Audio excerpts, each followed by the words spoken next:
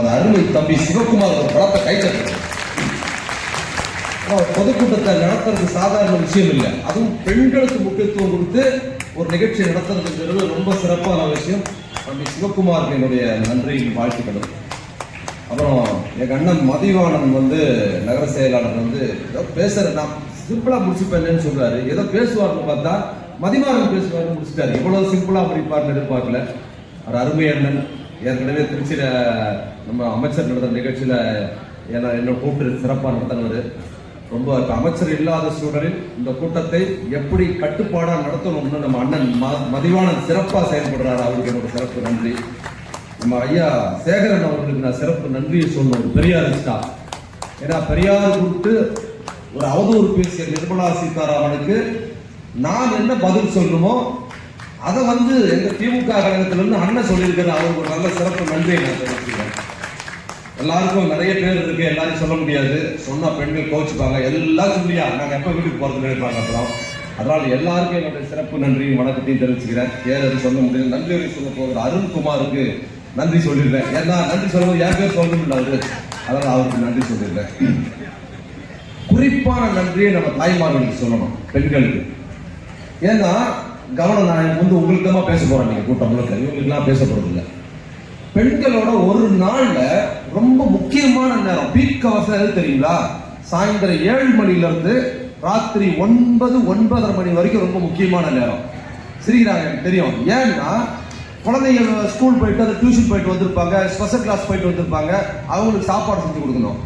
வேலைக்கு போயிட்டு வீட்டுக்காரர் வந்திருப்பாரு, அவருக்கு சாப்பாடு செஞ்சு கொடுக்கணும். இப்பவே பாப்பாரு எங்க ஆளக்கான எங்க போயிடுச்சு அப்படின்னு திட்டிட்டு இருப்பாங்க வீட்டுல. இதை விட ரொம்ப முக்கியமான ஒரு வேலை இருக்கு பெண்களுக்கு. குழந்தைகளுக்கு சாப்பாடு கொடுக்கணும், அடுத்தது வீட்டுக்காரர் கொடுக்கணும். அது ரெண்டுத்தோட முக்கியமா ஒன்று இருக்கு. 7 மணிக்கு சன் டிவியில் ஒரு நாடகம் போட்டிருப்பானா, ஐயோ 7 மணி நாடகம் போயிடுச்சு அப்படின்னு நினைச்சிருப்பீங்க. சரி, 7 மணி நாடகம் போயிடுச்சு, 7:30 விட்டாங்கன்னா விஜய் டிவி நாடகத்தை போய் பார்த்துடலாம் அப்படின்னு நினைச்சிருப்பீங்க. அதுவும் போயிடுச்சு. சரி, 8 மணிக்கு போயிடலான்னு பார்த்தா கருப்பு சட்டை போட்டு நிற்கிறான். 8 மணி நாடகத்துக்கு விடுவானா 8:30 மணி நாடகத்துக்கு விடுவானான்னு வர உங்களுக்கு கவலை வந்திருக்கும். என் அருமை தாய்மார்களே, அந்த குடும்பத்துல சன் டிவி குடும்பத்துல மாமியார்காரி மருமகள் விஷத்தை கலந்தா அவன் குடிச்சாலா இல்லையா தெரியலையே, அந்த சீரியஸ் முடியாம இவன் பாட்டு பேசிக்கிட்டு இருக்கானே நீங்க நினைக்காதீங்க. தொலைக்காட்சி நாடகங்கள்ல வர குடும்பங்கள் என்ன கதியாகுமோ நீங்க கவலைப்பட்டது போது நமது குடும்பம் இனி என்ன கதியாக போகுது என்பதற்காகத்தான் இந்த கூட்டத்தை நாங்கள் பேசிக்கிறோம். உங்களுக்காக தான், எங்களுக்கு கிடையாது. எங்களுக்கு எல்லாம் தெரியும். இந்தி திரும்ப கூத்து எங்களுக்கு தெரியும். இந்த கும்பல் பால் பண்ணல தமிழ்நாட்டிலே இல்லாமல் ஓட வைக்கிற மாறும் சாமர்த்தியசாலி நமது பெண்கள். நீங்க தெரிஞ்சுக்கிறதுக்கு தான் பேச சொல்றேன். நம்ம தலைவர் தளபதி ஒரு போர் அறிவிச்சிட்டார். ஒரு நாட்டின் மீது அந்நிய படையெடுப்பு நடக்கும் போது அந்த நாட்டின் எல்லையில் நின்று இந்த மக்களுக்காக அந்த எதிரிகளை யார் களத்தில் எதிர்கொள்கிறாரோ அப்படி எதிர்கொள்கிற பேர் தான் தளபதி. அப்படி எதிர்கொள்கிற தமிழ்நாட்டின் ஒரே தளபதி நம்ம தலைவர் முதலமைச்சர் போட்டிருந்தார். அந்த தளபதி போர் அறிவிச்சிருக்கிறாரு. ஒன்றிய அரசு நம்ம இது போர் கொடுக்குது, அதுக்கு எதிராக இருக்கிறாரு. சிறிய எதிர்ப்பு போராட்டம் ஒன்றிய அரசு போர் நடந்துட்டு இருக்குது. அந்த போர்ல நம்ம கலந்துருக்கிறோம். பெண்கள் நீங்களும் பங்கெடுத்துருக்கீங்க. தளபதி முன்னாள் நின்று வழிநடத்தி போறாரு. ஒன்றிய அரசு யார் மீது இது தாக்குதல் தெரியல, நம்ம பள்ளி கல்வித்துறை அமைச்சர் மீது தாக்குதல் நடக்கும். பள்ளி கல்வித்துறை மீது தாக்குதல் நடத்துவதன் மூலமாக தமிழ்நாட்டு திராவிட மாடல் அரசுக்கு எதிராக, தமிழ்நாட்டு பெண்களுக்கு எதிரான வன்முறையை யாரு நமது அன்பில் மகேஷ் அமைச்சர், நமது மாண்புமிகு அமைச்சர் அன்பில் மகேஷுக்கு எதிராக அது ஆரம்பிக்க போற. தமிழ்நாட்டுக்கே தளபதியாக யார் இருக்கிறார்? நமது தலைவர் முதலமைச்சர் இருக்கிறார். அந்த தளபதிக்கே தளபதியாக இருந்து இந்த போரில் முன்னிலை வைத்திருவர் தான் நமது அமைச்சர் அன்பில் மகேஷ் அவர்கள். இந்த போர்ல முக்கிய பாத்திரம் வைக்கணும். அவர் தான் டார்கெட் ஒன்றிய அரசுக்கு. அவரோட பள்ளிக்கல்வித்துறை தான் அவங்க என்ன பண்றாங்க, சீரழிப்பதற்கு முயற்சி எடுக்கிறாங்க. ஆற்றல் மிகு அமைச்சரோட தொகுதியில் பேசுற இன்னைக்கு அவர் ரோல்ல அவர் பேசுற பிரஸ் மீட், அவர் பேசுற இந்த பள்ளிக்கல்வித்துறையில ஒன்றிய அரசு பதில் கொடுத்து பேசுறதெல்லாம் பாத்தீங்கன்னா, ஒன்றிய அமைச்சர் கல்வி அமைச்சர் இருக்காரு தர்மேந்திர பிரசாத். அந்த தர்மேந்திர பிரசாத் ஒன்றிய கல்வி அமைச்சர், நமது அன்பில் மகேஷ் அவர்கள் தமிழ்நாட்டின் கல்வி அமைச்சர். நீங்க ஒப்பிட்டு பாத்தீங்கன்னா தமிழ்நாடு எவ்வளவு அறிவார்ந்ததா இருக்குது, எவ்வளவு படித்து மேல இருக்கிறோம்னு நம்ம கல்வி அமைச்சர் அறிவு விரிந்து இருக்குது, அந்த கல்வி அமைச்சர் அறிவு கீழாக இருக்குது என்பதற்கு அது உதாரணம். அவ்வளவு சிறப்பு வாய்ந்த நமது அமைச்சர் தொகுதியில் அவரால் வர முடியல, அவரோட சூழல் கருதி இந்த நிகழ்ச்சி நம்ம பேசுறோம். இந்தி அது நீங்க தெரிஞ்சு ஏதோ இந்தி வச்சு பேசுறாங்க திமுக காரங்களுக்கு ஆண்களுக்கு பிரச்சனை வைக்காதீங்க, உங்களுக்கு அது பிரச்சனை பெண்களுக்கு. இப்ப நீங்க டிவி சீரியல் பாக்குறீங்க, இப்ப பள்ளி கல்வித்துறையில நீ 5000 கோடி நான் உங்களுக்கு கொடுக்குறேன், நீ இதுல இந்திய வந்து உன் பசங்களுக்கு சொல்லிக் கொடு, நான் கையெழுத்து போட்டு தலைவர் சொல்றாங்க. தலைவர் போட முடியாது, ஏன்னா கல்வியை காலி பண்ணிடுங்க. இப்ப அப்படி சொல்றாங்க பள்ளிக்கூடத்துல ஹிந்தி படிச்சா ஒண்ணு, அடுத்த இடத்துல பண்ணுவாங்க. சினிமா தொலைக்காட்சி நிகழ்ச்சியில நாடகம் பாக்குறீங்கல்ல, அந்த நாடகத்துல இனிமே ஹிந்தியில தான் நாடகம் ஒளிபரப்பணும், தமிழ் ஒளிபரப்ப கூடாதுன்னு போடுவோம். அடுத்த உத்தரவு போட்டான்னு வச்சுக்க, ஏற்கனவே பாதி நாடகம் ஹிந்தியில தப்பு தான் போட்டுக்கிட்டு இருக்கான். அப்ப என்ன பண்ணுவாங்க, நேரடியா ஹிந்தியில போடு, அப்பதான் உங்களுக்கு டிவி சேனல் அனுமதி கொடுப்பேன் உத்தரவு போடுவான். அப்படி போட்டுட்டான்னு வச்சுக்கீங்க, எல்லா சேனலும் நீங்க பாக்குறீங்களோ இல்லையோ ஹிந்தி நாடகத்துக்கு தான் போடுவான். என் அருமை தாய்மார்கள் நல்லா தெரிஞ்சீங்க. அதுக்கப்புறம் 7 மணி சன் டிவி, விஜய் டிவி, அதெல்லாம் ஹிந்தியில தான் போவான். இதுக்கு அப்புறம் நம்ம தாய்மார்கள் போய் ஹிந்தி படிக்கிறதுக்கு ஏற்கவுமே கிசான் ரகத்தா தான் நம்ம ஹிந்தி படிக்க முடியாது. டிவி நாடகம் கூட நீ பார்க்க முடியாத அளவுக்கு ஹிந்தி சூழ பெரும் ஆபத்து இருக்கிற சூழலை நம்ம இருக்கிறோம் தெரிஞ்சீங்க. இப்ப என்ன சொல்றான், வர வெளியில டீ கடையில நம்ம தங்கியிருந்த பக்கத்துல என் கூட வந்தாங்க, இந்த பெல்லு வேலை செய்யற நண்பர்கள்லாம் கூட வந்திருந்தாங்க. அவங்க கூட போய் டீ குடிக்க போனேன். டீ கடையில 2 பேர் பேசுறாங்க, நம்ம பசங்களே. ஒருத்தன் சொல்றான், மச்சான் ஹிந்தி படிக்காம நார்த் இந்தியா கூட ரொம்ப கஷ்டமா இருக்கா. இந்த திமுக ஹிந்தி படிக்க வேணாம்னு சொல்றான். நார்த் இந்தியா கூட எவ்வளவு கஷ்டமா இருக்கு ஒருத்தன் சொல்றான். இன்னொருத்தன் சொல்றான், ஆமா மச்சான் நார்த் இந்தியா கூட ரொம்ப கஷ்டமா இருக்கு, இவனுக்கு வேலை இல்லை, இவனுக்கு உண்டு சட்டிலே குதிரை ஓட்டுறாங்க. இதை சுத்தி இருந்து பாக்குறவனுக்கு ஆமா இல்ல கரெக்ட் தான், இங்க போனோம்னா அவன் கஷ்டப்படுறோம்னு சொல்றான்ல. என்ன போயிருப்பான் ஹிந்தி தெரியாம நார்த் இந்தியா போய். இந்த இங்க இருந்து திருவள்ளூர் 10 பசங்க கிளம்பி டூர் போயிருப்பான்னு வச்சுங்க, திருச்சி போய் ரயில் ஏறாங்க. எங்க தாஜ்மஹால் பார்க்கறதுக்கு ஆக்ராக்கு போறாங்க. ரயில் ஏறி போய் இறங்குறாங்க. இறங்கின உடனே என்ன பண்ணுவாங்க தெரியுமா, தாஜ்மஹால் தான் பார்க்க போவோம். நம்மளால 10 பேரு போய் இறங்கின உடனே தாஜ்மஹால் எங்கன்னு கேட்க மாட்டான். இறங்கின உடனே டூர் போனோம் பாக்குற முதல்ல எங்க ஒயின் ஷாப்னு கேட்பான். ஃபர்ஸ்ட் டூர் போன பாக்குற வேலை எல்லாம் போய் என்ன பண்றான், ஒவ்வொரு இடமா போய் எங்க ஒயின் ஷாப் கேட்டா அவனுக்கு இங்கிலீஷே தெரியாது. ஹிந்திக்காரனுக்கு இங்கிலீஷே தெரியாது. அவன் கேட்கிறான், என்னடா இது உனக்கு ஒண்ணுமே புரியல ஒயின் ஷாப்னு சொல்லிட்டு அப்புறம் என்ன பண்றான், செய்கையில காட்டுறான். இப்படிங்கிறான். அவன் நினைச்சான் குடிக்க தண்ணி கேட்கறான். ஒரு கிளாஸ் பானியை கொண்டாந்து கொடுத்தான்.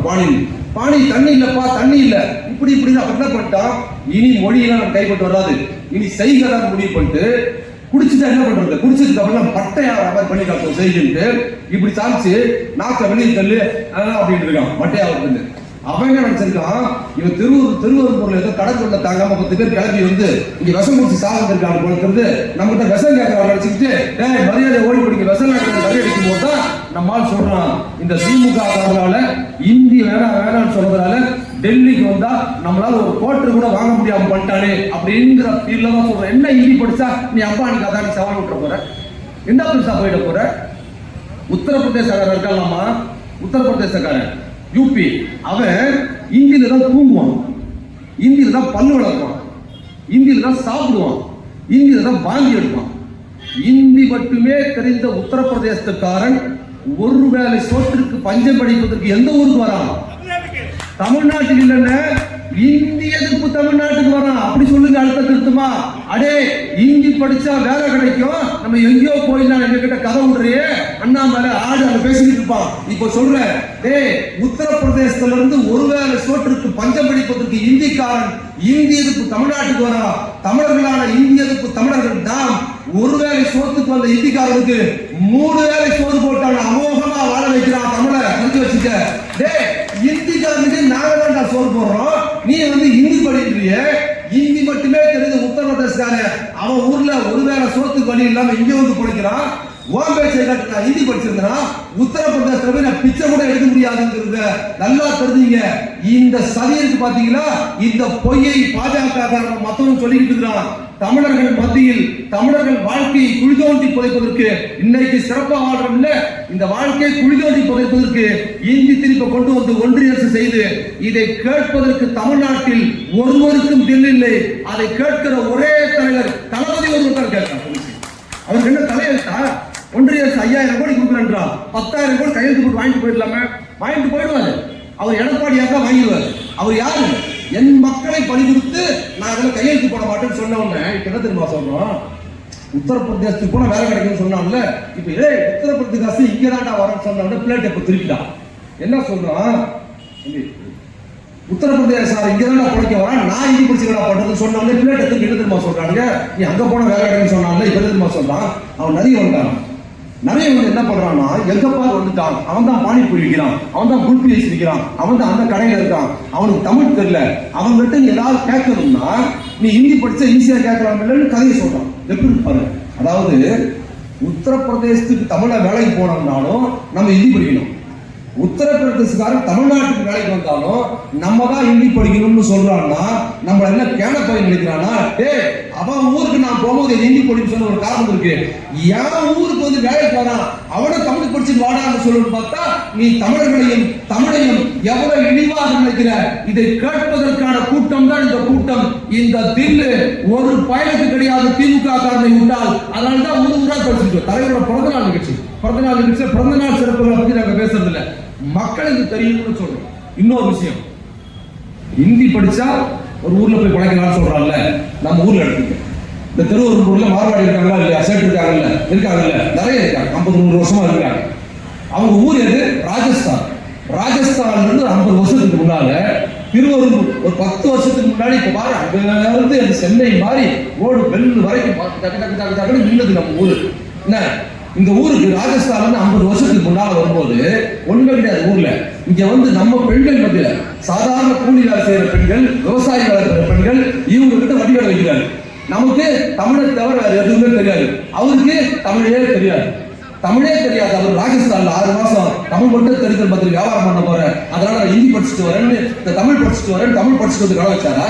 தமிழே தெரியாம வந்து தமிழ் மட்டும் தெரிஞ்ச நம்ம பெண்கள் கிட்ட வந்து வட்டி கடை வச்சாரு.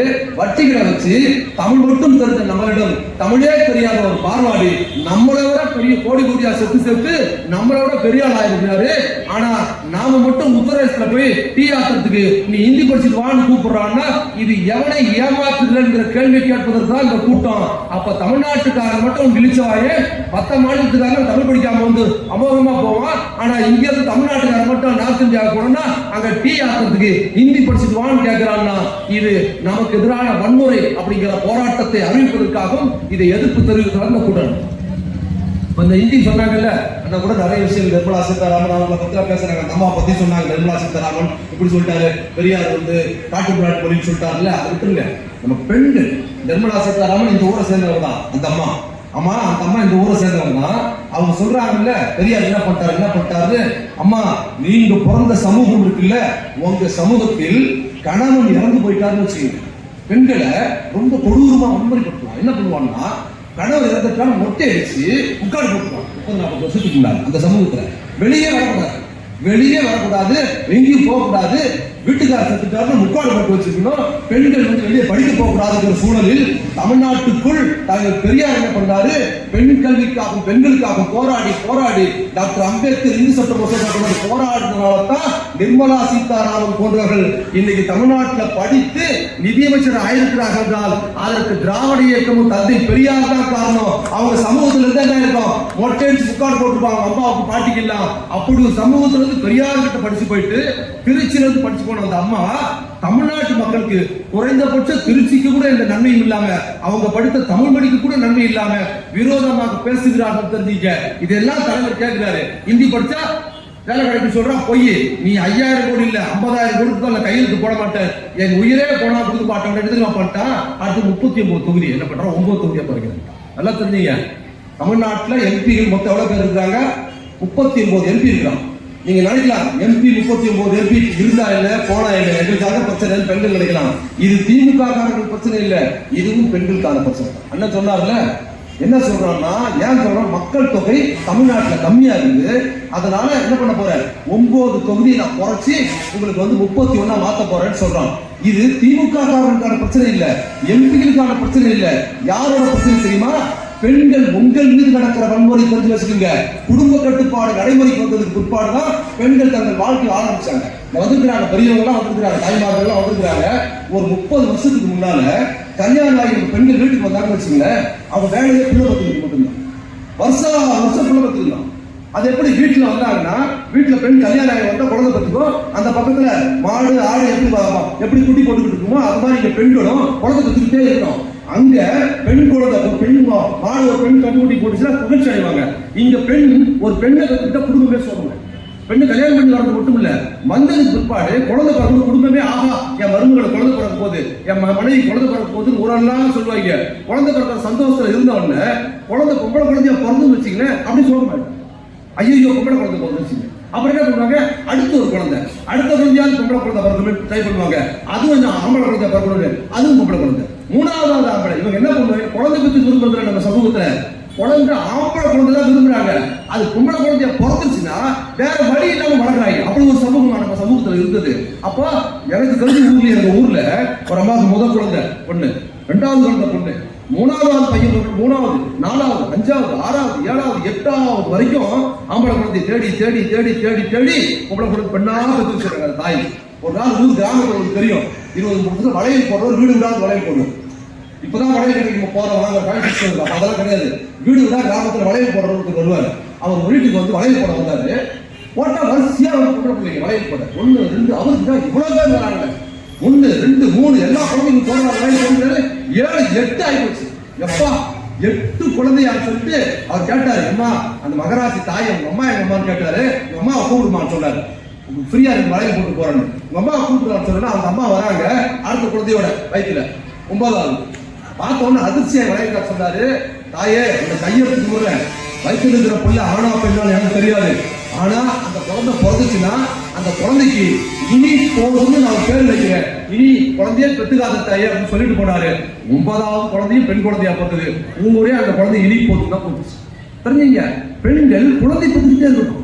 குழந்தை பிறப்பு அது இன்னொரு விஷயம் தெரியுங்களா, பெரியார் சொன்னாரு, அம்மா குழந்தை பெற்றுக்காதீங்க, உங்களுக்கான வாழ்க்கையே கிடையாது, உங்களுக்கான உணவு கிடைக்காது, உங்களுக்கான ஒரு சுகம் இருக்காது, உங்களுக்கான ஒரு சினிமா இருக்காது, உங்களுக்கான நேரம் கிடையாது, மொத்தத்தையும் குடும்பத்துக்கு குழந்தைக்கே போட்டுருவீங்க, உங்களை வந்து ஆண் வளர்ந்துக்கிட்டே போவான், நீங்க அடிமையாகிட்டே போவீங்க, குழந்தை பெற்றுக்கிட்டு கம்மி பண்ணாதான் உங்க வாழ்க்கை நேர்மை வரும்னு சொன்னாரு. குடும்ப கட்டுப்பாடு உள்ள வந்தது. குடும்ப கட்டுப்பாடு வந்து என்ன தெரியுங்க, நம்ம ஊர்ல அப்ப திண்ணையில உட்காந்துருக்காங்க ஆளுங்க, வீட்டுல பெண்கள் குழந்தை கத்துக்கிட்டே இருப்பாங்க, வருஷம் வருஷம் குழந்தை வாசல் உட்காந்து சொல்லுவாங்க தெரியுமா, சாதாரணமா சொல்லுவாங்க, என்னாச்சு சுகப்பிரசவம்.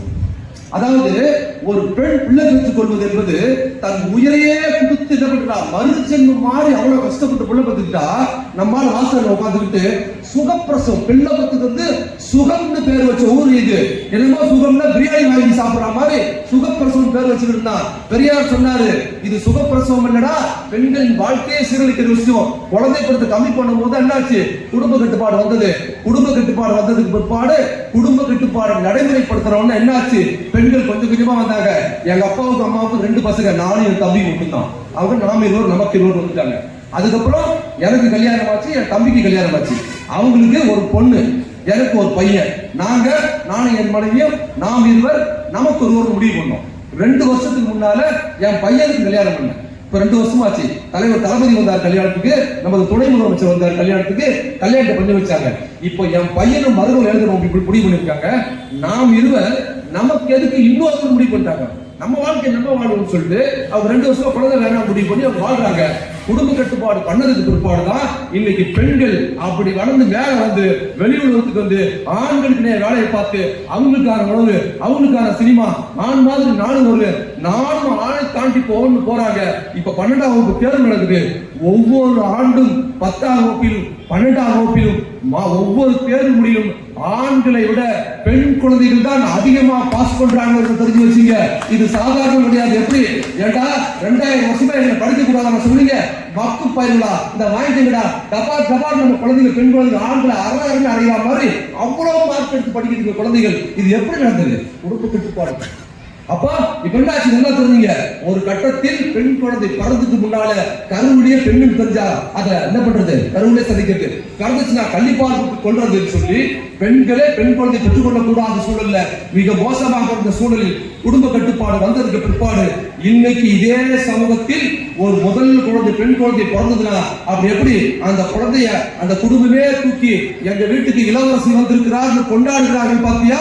இதற்கு பின்னால் தந்தை பெரியார் பெண் உரிமை, பெண்களோட வாழ்க்கை அடுத்த கட்டத்தை கொண்டு போய் சேர்த்து குடும்ப கட்டப்படுமா, இவன் என்ன பண்றான், திருப்பி நம்மள 30-40 வருஷத்துக்கு பின்னால போய் பெண் என்பவள் வெறும் பிள்ளை பெறும் எந்திரமா மாத்தி என்ன பண்றான், நீ புள்ள அதிகம் பெற்றுக்கிட்டாதான் உனக்கு எம்பி சீட்டு கொடுப்பேன்னு சொல்வது. இது திமுக எம்பிகளுக்கு எதிரானது கிடையாது. எங்கள் தாய் குலமே, எங்கள் ஆண்களே, உங்கள் மகள்களுக்கு எதிராக, உங்கள் சகோதரிகளுக்கு எதிராக மீண்டும் ஒரு வன்முறையை நிகழ்த்தி பெண்கள் வாழ்க்கை சீரழிப்பதற்கு செய்கிற விஷயம். இதை கேட்பதற்கு தமிழ்நாட்டில் யாருக்கும் இல்லை. அதை கேட்கிற தலைவராக, எங்கள் தாய் குலத்தின் தலைவராக தளபதி இருக்கிறார். உங்களுக்காக போராடுறாரு. நல்லா தெரிஞ்சு 39 தொகுதியில் அவரே நிக்கிறது இல்லைங்க, அவரே நிக்கிறது இல்ல. 30ல பாதி வந்து கூட்டணி கட்சி கொடுக்குறாரு. எல்லாமே அவர் நிக்கிறது இல்ல. ஏன் அண்ணா திமுக கேட்கறது இல்ல? பாத்தீங்களா, அண்ணா திமுக எம்பிஎல் நிக்கிறாங்க, அவங்க கேட்கறது இல்ல. அவங்க என்ன தெரியுமா, இதுல 40 தமிழ்நாட்டில் 40 இருந்தன 400 இருந்தாங்க, நாங்க ஒரு இடம் கூட ஜெயிக்க போறது இல்ல, பூராவும் ஸ்டாலின் திமுக தான் ஜெயிக்க போறாங்க, அதனால எங்களால அவங்க தோக்கடிக்க முடியாது. மோடிஜி, நீங்க தமிழ்நாட்டு பெண்களுக்கு வாழ்க்கை சீரழிச்சால பரவாயில்ல, நீங்க 8 இல்ல 10 தொகுதியில் குறைஞ்சீங்க, அப்படியே திமுக தோக்கடிக்கலாம்னு யாரு, எடப்பாடி எல்லாம் சேர்ந்து கூட்டு சேர்ந்து நம்ம தாய்குல வாழ்க்கையை சீரழிக்க பார்க்கிறார்கள். இது திமுக எம்பிகளுக்கு கிடையாது, திமுக எம்பியின் வாழ்க்கை வீணாப்பது கிடையாது. பெண்களின் போர்க்குரல் ஏன் தெரியுமா, எல்லாத்துக்கும் பேசுறாங்க. பெண்களுக்கான குரல நாடாளுமன்றத்தில் எல்லா ஊருக்காரும் சும்மா எதிர்கட்சியா இருக்கிறவங்க சும்மா இருக்கிறாங்க. நீட் எதிர்ப்பு நம்ம எம்பி திமுக எம்பி தான் பேசுறாங்க. இந்திய எதிர்ப்பு திமுக எம்பி பேசுறாங்க. புதிய பொருளாதார கொள்கைக்கு எதிராக, புதிய கல்விக் கொள்கைக்கு எதிராக திமுக எம்பி தான் பேசுறாங்க. திமுக எம்பி தான் இந்தியா முழுக்க பத்த வைக்கிறாங்க. இன்னைக்கு தெரிஞ்சீங்க, 39 சீட்டை நான் 9ஆ குறைப்பேன்னு அங்க மோடி பாஜக அறிவிச்ச போது நேற்றைக்கு தலைவர் தமிழ்நாட்டில் ஒரு தீர்மானத்தை போட்டு இந்தியாவே திரும்பி பார்க்கிற அளவுக்கு எல்லா மாநில முதல்வரையும் போட்டு அடிச்சு உலகத்துக்கே செய்து சொல்லிட்டாரு. நீ ஒரு தொகுதியை கூட 21 வருஷத்துக்கு குறைக்கூடாதுன்னு சொல்லிட்டாரு. ஆந்திரா, கர்நாடகா, கேரளா எல்லாரும் வந்துட்டாங்க. அப்போ தாய்மார்களே, நாம் செய்கிற இந்த விஷயம் இன்னைக்கு இந்தியாவுக்கு மற்ற மாநிலங்களுக்கு பரவி போகுது. இந்த சதியை உங்ககிட்ட சொல்லணும் தான் தலைவர் நினைச்சது. ஏன் பணம் கொடுக்க மாட்டான்? சிம்பிளா, அது உங்களுக்கான பிரச்சனை. ஏன் பணம் கொடுக்க மாட்டான்? எதுக்கு பணம் கொடுக்க மாட்டான்? ஏன் பணம் கொடுக்க மாட்டான்னா, நம்ம முதலமைச்சர் வந்தார்ல, ஒரு நல்ல ஜவாப் விஷயம். முதலமைச்சர் ஆகி வந்தார்ல, என்ன குழுகுன்னு வந்தாரா? 2வது கொரோனா, கொடூரமான கொரோனா. எங்க பாரு மரணம். திருவள்ளூர் ரோடெல்லாம் பிளாக், அந்த தெருல போவாது, இந்த தெருல போவாது, அங்க 3 பேர் செத்துட்டாங்க, சொந்தக்காரர் செத்துட்டாங்கன்னு எங்க பாரு கொரோனா மரணங்கள் இருக்கிற காலத்துல தான் முதலமைச்சர் வராரு. உலகம் முழுக்க கொரோனா ஒரு கொடுமை, இந்தியாவில் கொரோனா ஒரு கொடுமை, மோடி ஒரு கொடுமை, தமிழ்நாட்டில் 3 கொடுமை. அப்ப எப்படி தெரியுமா, மோடி ஒரு கொடுமை, கொரோனா ஒரு கொடுமை, எடப்பாடி கவர்மெண்ட் ஒரு கொடுமை. கையாளாத அரசு எதுவுமே செயல்படல. மக்கள் சோப்பு போட்டு கையை கழுவுன்னு சொல்லிட்டு வீட்டுல பிரியாணி சாப்பிட்டு மல்லாக்கா படுத்திருந்தாரு. அரசு நிர்வாகமே இயங்கல. தலைவர் வந்தாரு. அப்ப சொன்னாரு, எப்பா மக்கள் வேலைக்கு போல, கையில காசு இல்ல, 5000 ரூபாய் கொடுப்பா கொரோனாவுக்கு நிதின்னு சொன்னாரு. கேட்கல, என்கிட்ட 1000 ரூபாய் கொடுப்பேன்னு சொன்னாரு. அப்ப தலைவர் சொன்னாரு, தாய்க்குடனே நான் ஆட்சிக்கு வந்தேன்னு சொன்னா உங்களுக்கு மீதி 4000 ரூபாய் நான் கொடுப்பேன்னு சொன்னாரு. ஆட்சிக்கு வந்த உடனே அவர் போட்ட முதல் கையெழுத்து ஒவ்வொரு ரேஷன் கார்டுக்கும் 4000 ரூபாய் கொடுத்தாரா இல்லையா? இதை நீங்க தெரிஞ்சுக்கணும். அந்த 4000 ரூபாய் டெய்லி வேலைக்கு, கூலி வேலைக்கு போறவங்கம்மா, கூலி வேலைக்கு அன்னைக்கு வார சம்பளம் வாங்க சாப்பிட முடியும், வேலைக்கே போறவங்க எப்படி சாப்பிட முடியும்? அப்ப அந்த 4000 ரூபாய் கிடைச்சதுன்னா அந்த குடும்பம் 1 மாசம் வாழ்ந்துரும், உயிர் வாழ்ந்துரும். அதை புரிந்து தலைவர் கொடுத்தாரு. நல்லா 4000 ரூபாய் நீங்க சாதாரண நினைக்கிறீங்க, கையில காசு. ஏன்னா எடப்பாடி என்ன பண்ணிட்டாரு, ஒட்டு மொத்தமா அலிபாபாவும் 40 கும்பல் அது என்ன பண்ணுச்சு, எல்லா நிதியும் என்ன பண்ணுச்சு, நிதி அண்ணா தலையை விட்டு மொத்தத்தையும் ஓட்ட போட்டு அண்ணா எடுத்து போயிட்டாங்க. தலைவர் உள்ள கை விடுறாரு, 1 ரூபாய் என்ன பண்ணாரு, மோடி 10 காசு கொடுக்க மாட்டாரு. இங்க எடப்பாடி மொத்தத்தை எடுத்து போயிட்டாரு. எதுவுமே இல்லாத போது என்கிட்ட 1000 ரூபாய் பேர கொடுக்க முடியாதுன்னு சொன்ன எடப்பாடி இருந்த அதே இடத்துல தான் வர்றாரு. எப்படி 4000 ரூபாய் அவர் கொடுத்தாருன்னு தெரியாது. தன் உயிரையே பணையை வைத்து, தன்னையே பணம் வைத்து ஆட்சி நடத்துறாரு. 4000 ரூபாய் கொடுத்தாருல. அடுத்தது எங்க பாரு மரணம். நம்ம எங்கேயுமே போனோமா? நம்ம பெரியமா வார்த்தை செத்துட்டாங்கன்னா வீட்டிலே மார்க் அடிச்சுட்டு அழுத்த முடியா, ஐயோ சாவுக்கு போக முடியாது, வீட்டிலே இருக்காரு, நம்ம போன நமக்கு செத்துருவோம்னு பயம். கொரோனா காலத்துல அவ்வளவு கொடூரமா இருந்தது. ஆனா எடப்பாடி ஆட்சியில யாருக்கு கண்டு எங்க பாரு மரணம், ஆஸ்பத்திரியில் இடம் இல்ல. தலைவர் வந்தார், எந்த அதிகாரியும் மாத்திர, அதே நிர்வாகம், கையில காசு இல்ல. தலைவர் முடிவு பண்ணார், ஜனங்க இப்படி சாகுறாங்க, பணம் முக்கியம் இல்ல, மனம் தான் முக்கியம். என்ன பண்ணார் தெரியுங்களா, உலகத்தில் யாரும் செய்யாத ஒரு செயல் தெரிஞ்சுங்க. நீங்கள் நானும் இன்னைக்கு உயிரோட பேசுறோம்னா அன்னைக்கு தலைவர் செஞ்ச சம்பவம் முக்கியம். என்ன பண்ணார் தெரியுமா, எங்க பாரு மரணம் வரும். அப்ப என்ன பண்ண, அரசு நிர்வாகமே இயங்கல, எல்லாமே சும்மா இருக்கிறாங்க. அப்ப யாருமே பார்க்கறதுக்கு செத்து ஆஸ்பத்திரி ட்ரீட்மெண்ட் இல்லை, எதுவும் இல்லாத போது என்ன பண்ணாரு தலைவர், கோயம்புத்தூருக்கு நேரா போனார். அரசு மருத்துவமனையில் நேரா உள்ள போய் கொரோனா வார்டில் இருக்கிற கொரோனா நோயாளிகளை சந்தித்த உலகின் ஒரே முதலமைச்சர் தன் உயிரை படைய வைத்து பார்த்தார். எது தெரியுமா பார்த்தாரு? ஸ்டண்டுக்காக இல்ல. ஏன்னா முதலமைச்சரா இருக்கிற நான் உயிர் பயந்துட்டு வீட்டுல இருந்துட்டு பேசணும்னா எவரும் அதிகம் பண்ண மாட்டாங்க. அப்ப முதலமைச்சர் நான் போனேன்னு சொன்னா தலைமை போய் கொரோனா வார்டுக்குள்ள உயிரை படைய வச்சு பாடுத்த அடுத்த நிமிஷம் கலெக்டர் ரோட்டுக்கு வந்தாரு, தாசில்தார் ரோட்டுக்கு வந்தாரு. டாக்டர் ஐயோ முதலமைச்சர் டாக்டர் கிடையாது, அவரே உயிரை படைய வச்சு போறாரு, நம்ம இன்னும் அக்கௌண்ட் போட்டு பார்க்கணும்னு டாக்டர்கள் எல்லோரும் என்ன பண்ணாங்க? போன உயிர் போறப்ப வந்து வேலை பார்த்தாங்க. கொரோனா காலத்துல போன உயிரை தன் உயிரை பணைய வைத்து பிடித்து நிறுத்திய மகத்தான தலைவர் தான் தளபதி. தெரிஞ்சுங்க, எதையும் இடைப்படுத்தி சொல்ல நடந்ததா இல்லையா? அரசு நிர்வாகத்தை உசுப்பி விட்டு என்னாச்சு? அதோட புரிஞ்சுட்டா அடுத்து ஒன்று பண்ணாரு. ஹாஸ்பிட்டல் இடம் இல்லை.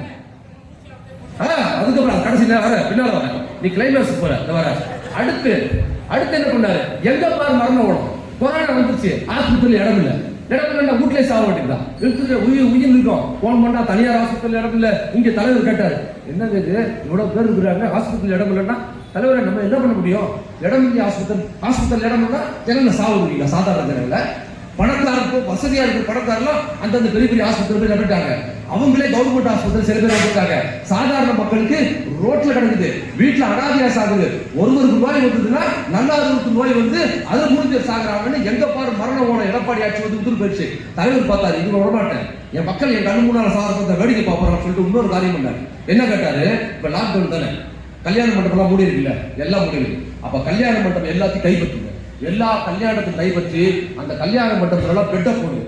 கல்யாண மண்டபத்தை எல்லாம் ஹாஸ்பிட்டலா மாத்தி ஒருவர் கூட ட்ரீட்மெண்ட் இல்லாம வீட்டுல இருக்க கூடாது, கொண்டாந்து ஹாஸ்பிட்டல்ல போட்டு அட்மிட் பண்ணுன்னு சொல்லி வீட்டில் உயிருக்கு போராடி இருந்த மக்களை எல்லாம் கல்யாண மண்டபத்தை மருத்துவமனையா மாத்தி அங்க கொண்டாந்து ஆக்சிஜன் கொடுத்து பல லட்சம் உயிர்களை பாதுகாத்த மகத்தான தலைவர் தஞ்சிங்க. எதுவுமே வெளிப்படுத்தி சொல்ல நடந்த சட்டம் அதோட விட்டாரா? இப்ப பெரியப்பா உடம்பு சரியில்லை, கொரோனா வந்துருச்சு, கொண்டு போய் கவர்மெண்ட் ஹாஸ்பிட்டல் சேர்த்தாச்சு. உள்ள போயிட்டாரு, கூட பெரியமா தொடங்கி போகுது. உள்ள அவங்க கொண்டு அவருக்கு சாப்பாடு ஈப்பாடு எல்லாமே ஹாஸ்பிட்டல் கொடுத்துருவாங்க. அவர் சாப்பிடுறாரு. அட்டெண்டரா போனாங்கல்ல, இந்த அம்மாவுக்கு யார் சொல்ல கொடுப்பான்? வாசல்ல உட்காந்துருக்காங்க ஹாஸ்பிட்டல்ல. ஆயிரக்கணக்கான பேர் ஒவ்வொரு ஹாஸ்பிட்டல்ல உட்காந்துருக்காங்க. ஏன்னா லாக்டவுன் எங்கேயும் சாப்பாடு கிடையாது, கையில காசு கிடையாது. அப்போ துணைக்கு போனவங்க பட்டினியா உட்காந்துருக்காங்க, சாப்பாடு இல்லை, என்ன பண்ண முடியும்? பார்த்தா தலைவர் என்னங்க பட்டினியா இருக்கிறாங்க, உள்ள இருக்கிறவங்க கொரோனா சாப்பிடாங்களோ இல்லையோ, வெளியில இருக்க துணைக்கு வந்தா நல்லா இருக்கிற பட்டினி செத்துவாங்க போறத நம்ம என்ன தலைவரை பண்ண முடியும்? லாக்டவுன் ஒண்ணும் பண்ண முடியாதுன்னு சொன்ன போது திருப்பி கேட்டேன், என்னங்க அநியாயமா இருக்குன்னு சொல்லிட்டு அறநிலையத்துறை அமைச்சர் கூப்பிட்டார், சேகர் பாபு கூப்பிட்டு, ஏங்க இப்ப வந்து லாக்டவுன் தானே, கோயில்லாம் மூடி இருக்குல்ல தம்பி, அப்ப கோயில்ல நம்ம டெய்லி அன்னதானம் போடுவோம்ல, ஆமா அன்னதானம் போடுவோம். இப்ப அன்னதானத்துக்கு வாங்க அரிசி பருப்பு எண்ணெய் சும்மா தான் இருக்குது, கோயில்ல சும்மா தான் இருக்குது. அப்போ கோயில்ல இருக்கிற அரிசி பருப்பு எண்ணெய் எல்லாத்தையும் அங்கிருந்து தூக்கி கொண்டாந்து அரசு மருத்துவமனையில் இறக்குங்க. இனி கொரோனா காலம் வரை கோயில் என்பது அரசு மருத்துவமனை தான். மருத்துவமனையில ஒருத்தர் கூட பட்டினியால் போகக்கூடாதுன்னு சொல்லி எல்லாருக்கும் தமிழ்நாடு முழுக்க அரசு மருத்துவமனை இலவசம் கொடுத்து சாலையோரில் பட்டினி சாகிற பல பேரை வாழ வைத்த ஒரு மகத்தான தலைவர் தான் தளபதி. நாம் மிகைப்படுத்தி சொல்லல, நாம் கண்முன்னால் பார்த்தாச்சு. இன்னும் சொல்றேன், உலகத்திலேயே எதிர்கட்சியா இருக்கும் போது அவங்க மக்கள் நலன் பார்த்து கொரோனா காலத்தில் மக்களுக்கு நலன் பார்த்து உயிர் விட்ட சட்டமன்ற உறுப்பினர் உலகத்திலே திமுகவை சேர்ந்தவர்கள் தான், வேற யாரும் கிடையாது. அவங்க தான் ஆட்சிக்கு வந்து அவ்வளவு சிறப்பு பண்ணார். அது மட்டும் பண்ணல, அதுக்கப்புறம் பண்ணாரு, கையில காசு கிடையாது. அதுக்கப்புறம் பண்ணாரு, 1000 ரூபாய் கொடுத்தாரு. நம்ம உங்களுக்கு 1000 ரூபாய் கொடுத்து 2 வருஷம் ஆச்சுமா. இந்த 1000 ரூபாய் கொடுத்து 2 வருஷம் ஆன உடனே இந்த அண்ணாமலைக்கு வந்துட்டு அப்படி ஆடு அதெல்லாம் என்ன படிச்சு தெரியுமா? ஏன் நீ பெண்களுக்கு சுபாசம் இலவச பஸ் ஏன் கொடுக்குற, பெண்களுக்கு ஏன் காசு கொடுக்குற, இலவச திட்டத்தை கொடுக்காதன்னு எடப்பாடி கொம்பெல்லாம் சேர்ந்து சுப்ரீம் கோர்ட்ல கேஸ் போட்டாங்க. தமிழ்நாடு அரசு ஸ்டாலின் வந்து இலவச திட்டங்களை கொடுக்குறாரு, கொடுக்க கூடாது, நிதி பற்றாக்குறை இதனாலதான் வருதுன்னு சொன்ன போது அதையும் ஃபைட் பண்ணி உடச்சு வந்தாரு. அந்த பக்கம் ஏன் கொடுக்குறேன்னு சொல்லிட்டு இந்த பக்கம் நீ 1000 ரூபாய் கொடுக்குறீங்க, ஏன் கொடுக்குறீங்கன்னு கேட்டாங்க. 2 வருஷம் ஆச்சு, உண்மைதான். ஏன் 2 வருஷம் ஆச்சு? ஏன் 2 வருஷம் ஆச்சு? எடப்பாடி ஏன் கொடுக்குறாங்க, ஏன் கொடுக்கலன்னு கேட்டாரு. நீ தான் மொத்தத்தை எடுத்து போயிட்டாங்க, எனக்கு காசு இருக்கு. அப்பா மோடியும் காசு கொடுக்க மாட்டாரு, எங்களுக்கு கொடுக்க வேண்டிய காசு கையிலும் காசு இல்லை. அப்ப என்ன பண்ணாரு? ஏன் 2 வருஷம் ஆச்சு தெரிஞ்சுக்கணும். அவர் என்ன பண்ணாரு? சேமிச்சார். இது பொங்கலுக்கு மாதிரி 1 வருஷம் 1000 ரூபாய் கொடுத்து விடுறது இல்ல, மாசம் 1000 ரூபாய் கொடுக்கும். அப்ப மாசம் 1000 ரூபாய் கையில் இருந்தா கொடுக்க முடியாது, கையில் இல்லாம கொடுக்க முடியாது. அப்ப என்ன பண்ணாரு, சேமிச்சாரு. என்ன பண்ணாரு, நிதியமைச்சத்தை கேட்டாரு, மின்சாரத்துறை அமைச்சத்தை கேட்டாரு, ஒவ்வொருத்தரையும் கேட்டு ஏப்பா நீ கொஞ்சம் கொடுப்பா, நான் பெண்களுக்கு 1000 ரூபாய் கொடுக்கணும்னு அந்த காசை சேமிச்ச பிறகுதான் அறிவித்தாரு, பெண்களுக்கு நான் மாதம் 1000 ரூபாய் கொடுப்பேன்னு அறிவித்தாரு. என் அருமை தாய்மார்களை குறிச்சு வச்சுங்க, நீங்க வாங்குற 1000 ரூபாய் உங்க வாழ்க்கையின் இறுதி காலம் வரை தலைவர் தந்தையை தீர்வார். அந்த 1000 ரூபாய் நிக்க போறதுல இது கிடைக்காது, இப்ப கிடைக்க போகுது. அதுக்கு மேல 1000 2000 ரூபாய் போகுது. 2020 ஜெயிச்சு வந்தாருன்னா 2000 3000 ரூபாய் போகுது. இது என்ன தெரியுமா மாத்திரம் பாஜக யாருக்கு காசு கொடுக்க பண்றான், 10 காசு கொடுக்குறது இல்ல. இந்த ஸ்டாலின் ஆட்சிக்கு வந்தாரு, நம்ம காசே கொடுக்கல. இவர் எப்படி 4000 ரூபாய் கொடுத்தாரு பெண்களுக்கு, அதுக்கப்புறம் 1000 ரூபாய் கொடுக்குறாரு. இலவச பஸ் பயணம் கொடுக்குறாரு. பஸ் பயணம் சாதாரண கிடையாது. இப்ப திருவள்ளூர்ல இருந்து நம்ம பொண்ணு திருச்சிக்கு துணி கடைக்கு வேலைக்கு போகுது, இங்க இருந்து டெய்லி வேலைக்கு போகுதுன்னு வச்சுக்கிறேன், இல்ல தஞ்சாவூர் துணி கடைக்கு வேலைக்கு போகுது. என்ன சம்பளம், ரொம்ப கம்மி சம்பளம் கொடுப்பாங்க. அதுல பாதி பஸ்ஸுக்கே போயிடும் முதல்ல. இப்போ தலைவர் கொடுத்த திட்டத்திற்கு அப்புறமா அந்த பெண்ணு நேரம் சாப்பாடு கட்டிக்கிட்டு துணி கடைக்கு வேலைக்கு போகுது. வேலையை முடிச்சு தலைவர் கொடுத்த பஸ்ல ஏறி வந்து இறங்குது. இப்ப என்ன ஆகுது, மாசம் பாதி சம்பளம் பஸ்ஸுக்கு போன பாதி சம்பளம் அப்படியே வீட்டுக்கு வருது. அது ஒரு லாபம். அது மட்டும் இல்ல, இப்போ ரொம்ப பூ விற்கிறாங்கன்னு வச்சுங்க, பூ விற்கிறப்ப இங்க பூ சரியா வைக்கல, சிவன் கோயில சரியா வைக்கணும்னா அப்படியே ஏறி ஸ்ரீரங்கத்துக்கு போனோம். ஸ்ரீரங்கத்தில் பெருமாள் கோயில சனிக்கிழமை விசேஷம்னா இங்க வியாபாரம் இல்லைன்னா அந்த பூ எடுத்துக்கிட்டு அங்க போய் விற்பாங்க.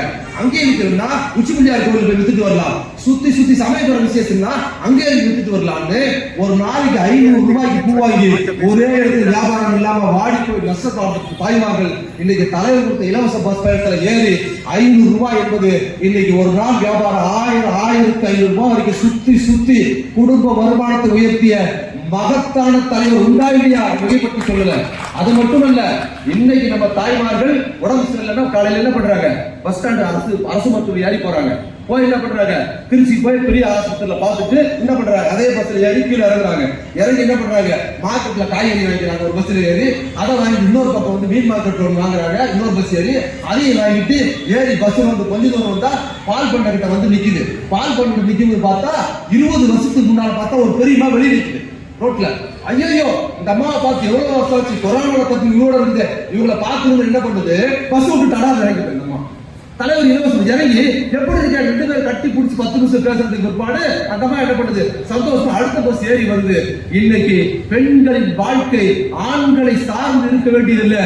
1000 ரூபாய் அவங்க குடும்பத்துல ஆண் தன் கணவனோ தன் மகனோ உடம்பு சரியில்லை ஆஸ்பத்திரிக்கு போனோம், ஒரு 100 ரூபாய் குடுறான்னு கேட்டா என்கிட்ட ஏது சும்மா காலைல கவர்மெண்ட் ஆஸ்பத்திரிக்கு போன்னு சொல்லிட்டு போவாங்க. தலைவர் சொன்னாரு, நான் கொடுக்குறமான 1000 ரூபாய் கொடுத்தாருல, ஒரு குடும்பத்தின் வருமானம் ரொம்ப முக்கியம். ஒரு 10 ரூபாய் இருந்தாலும் அது ஒரு மதிப்பு. இன்னைக்கு பெண்களுக்கு மாதம் 1000 ரூபாய் கொடுத்த உடனே சாமர்த்தியமான பெண்கள் என்ன பண்றாங்க, மாதம் சீட்டு போட்டு ஒரு 10,000 ரூபாய் சீட்டு 50,000 ரூபாய் சீட்டு வந்தது. இன்னைக்கு உனக்கு எதுக்கு காசு, நீ வீட்டுல சும்மாதான் நம்ம சொல்லுவாங்க. காலையில இருந்து நம்ம பெண்கள் தூங்கி எழுந்து வீட்டை பெருக்கி வாரி குழந்தைங்க பராமரிச்சு பள்ளிக்கூடம் தந்து டிஃபன் பண்ணி சோத்தாக்கி திருப்பி படுத்து திருப்பி எழுந்து வேலை பார்த்துக்கிட்டே இருந்தா, இவ்வளவு வேலை பார்த்தா நீங்க கேளுங்க, உங்க வீட்டுக்காரங்க என்ன பண்ண சம்சாரம் என்ன பண்ணுது, அது வீட்டுல சும்மாதான் சொல்றாங்களா இல்லையா. வீட்டுல அவ்வளவு பாப்பாங்க பெண்கள். வெளியே கேட்டு பாருங்க, எங்க வீட்டுக்காரங்க வீட்டுல சும்மாதான் இருக்கு. கேட்டா எப்பா எனக்கு உடம்பு சரியில்லை, ஒரு 100 ரூபாய் கொடுக்கிறதுக்கு 100 ரூபாய் வீட்டுல சும்மா சுட்டு இருன்னு சொன்னவங்க இன்னைக்கு தலைவர் 1000 ரூபாய் கொடுக்க ஆரம்பிச்சோன்னு அந்த பெண் சேமிக்கிறாங்க. நீ சும்மா தான் இருக்க வீட்டுல சொன்ன கணவர் அவங்க 50,000 ரூபாய் சீட்டு போட்ட உடனே அப்படியே தலையை சொல்லிக்கிட்டு வந்து பக்கத்துல நிக்கிறாரு.